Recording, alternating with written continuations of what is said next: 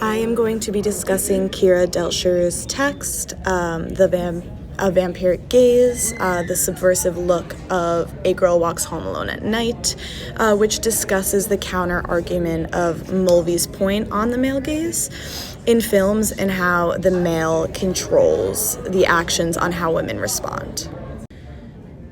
So my main takeaway from this text is that Deschler is stating that this film, A Girl Walks Home Alone at Night, goes against Mulvey's point of view on the male power in films. Delcher discusses something she refers to as the vampiric gaze. She states that typically we see pleasure through the men's point of view, which goes back to the male gaze.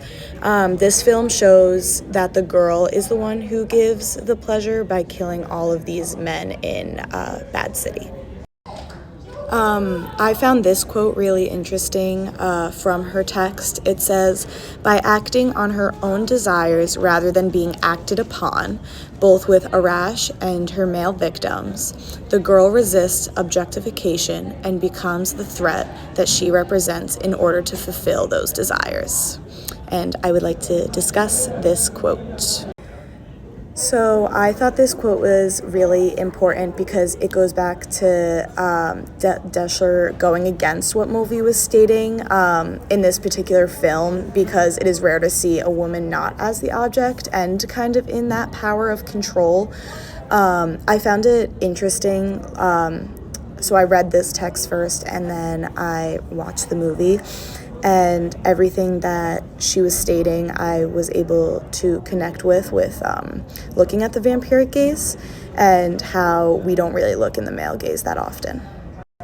So on Deschler's point of the vampiric gaze, my take on this concept is that it is the power within the monster. Which kind of reminded me when I was reading this, going back to William's point in her article, When the Woman Looks. It is showing that there is a real relationship between the woman and the monster, and that women and monsters are seen as others, which is very shown in this film. It's interesting to see a woman as a monster. I feel like it's very rare that we do see that, and it's nice to really see this comparison of the woman and the monster and how they are kind of put together as one. Something I am curious about with this text and going back into William's text, because I saw a lot of similarities in both of these texts. I wonder if Williams meant when she was talking about the monster, if she saw it as a woman ever, because Delcher really highlights this vampiric gaze, which is seen through, how I took it, is seen through like whoever holds the power as this vampire, which is the girl, which I also thought was interesting that she didn't have a name.